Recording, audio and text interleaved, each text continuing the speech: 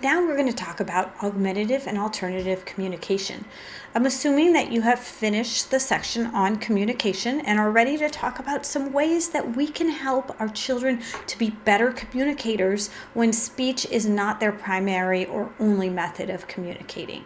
So let's get into what augmentative communication is, or AAC for short.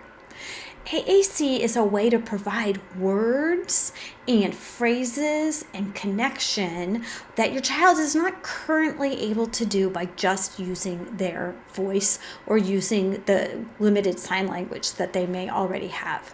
So there are lots of different things that can be included as part of AAC, but again, it is just a way to help your child communicate because communication is power. There's a number of myths that need to be dispelled for families to really understand that AAC is a way of helping your child be successful and not a method of holding them back or stopping them from speaking. So let's go through these one by one. The first myth is that some people think that AAC prevents people from learning to talk. But the fact is that research after research has shown that the opposite is actually true, that providing children with alternative ways to communicate now helps in the long run all their speech and language skills. And some kids even become more verbal when they're using the AAC.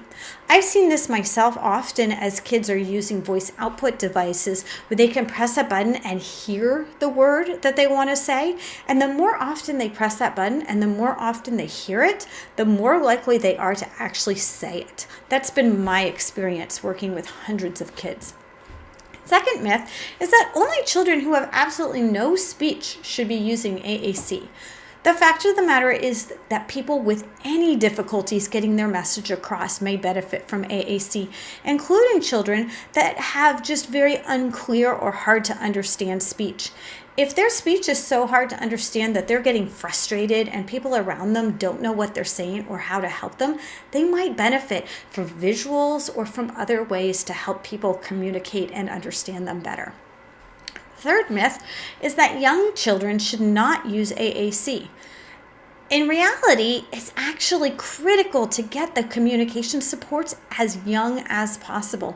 There are some 2-year-olds out there that are using computer-based augmentative communication when the family knows that that's based on their medical diagnosis, that's the way that they're going to have to go. And we can start using picture communication to support our individuals who have trouble with verbal processing. We can start using this right from the very beginning. Myth number 4 is that AAC should be used as a last resort in speech therapy. But in fact, AAC can be started at any point in speech therapy. As a matter of fact, as a seasoned speech language pathologist, one of my favorite things is to do it side by side, to be teaching verbal speech to my students at the same time that I'm providing them with tools to make their communication a little bit easier. Myth number 5 is that children need to master some kind of picture communication before they're trying high-tech AAC. And by high-tech AAC, I mean anything with like a computer chip where you can press the button and it will speak for you.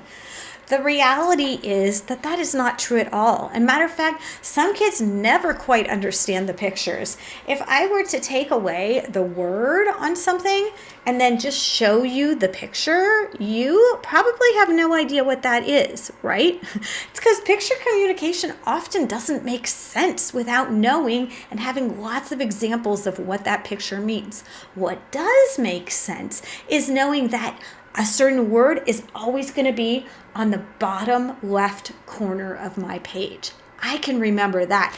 The same way I can remember when I'm on my phone that if I want to find my social media, I just go scroll, bottom right. I don't even have to look at the picture. It's the same with many of our children who are using augmentative communication. And finally, Myth number 6, that only individuals who can discriminate between different pictures can use AAC. And this actually goes back to what we were just talking about. In fact, discriminating pictures is not always a necessary step at all. There are plenty of individuals who have virtually no sight or are clinically blind that are able to use AAC because they can remember where things are in a grid. This is true for me for sure when I am typing. I don't need to look at the keyboard. I can type without looking. I just need to remember where the different pictures are or the different letters are in the case of typing. Okay, so let's go over what a few different types of AAC are, because chances are very good that your child would benefit from all of these systems. The first one is considered light tech communication. And light tech is usually made out of paper. Sometimes it can be on clothing materials or something like that. It's very common for light tech to include picture symbols or communication boards. It might be letter boards. It could be photo albums, anything like that. Light tech is really useful when you are just trying to choose between a few things, like if you have some snack choices and you're like, this is all we got today, honey. These are your choices. It's also a really good method when a child is trying to figure out what they're going to do next in the day, like a picture schedule. Light tech communication can be great for a few things, like if you just have some choices of social words that you might want to say. And also light tech communication is fabulous when you're in different environments that maybe the most you can do is carry around one sheet of paper. So a great example of this would be a laminated sheet with some picture words on it when you're at the pool during the summer, right? You might not have access to a full photo album at the pool, but your child still needs to be able to communicate. So light tech is a great method for that. I've also seen light tech on other fabrics and things like light tech on a t-shirt or a towel, which is another great way to bring communication to a different environment. Mid-tech communication are typically buttons that have some kind of battery operation.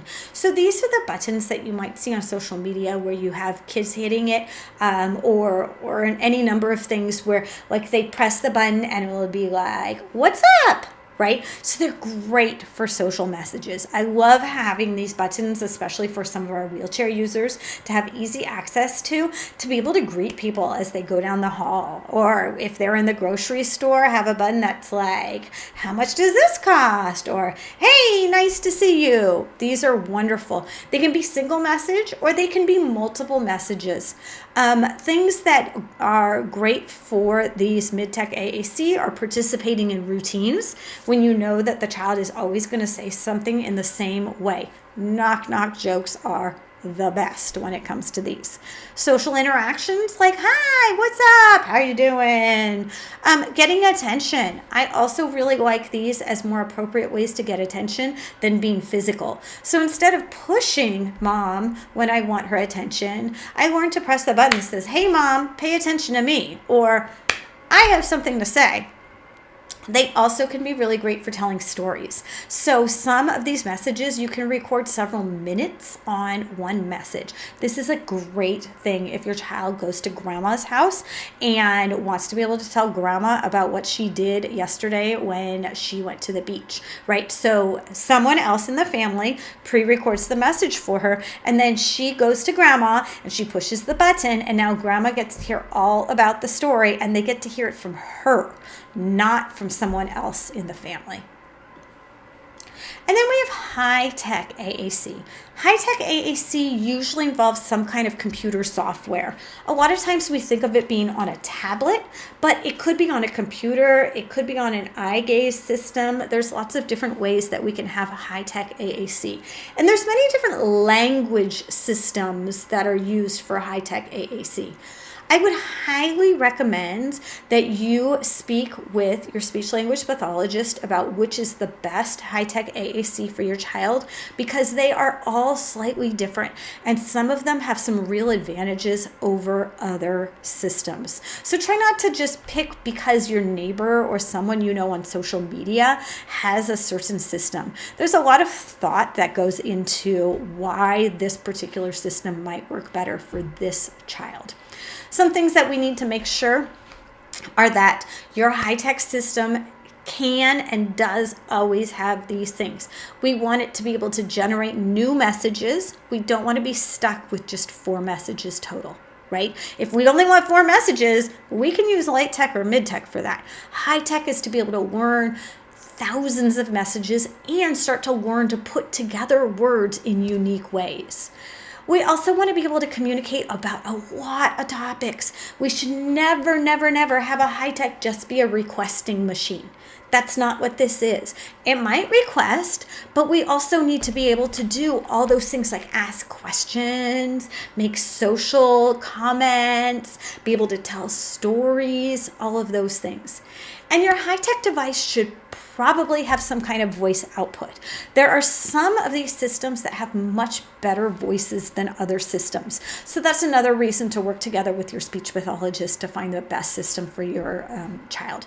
If you end up wanting to go an app route for like just an iPad, then you can get them with monthly subscriptions, or you can get some are as cheap as $50 and others are like $300. So there's a lot of variety in terms of apps.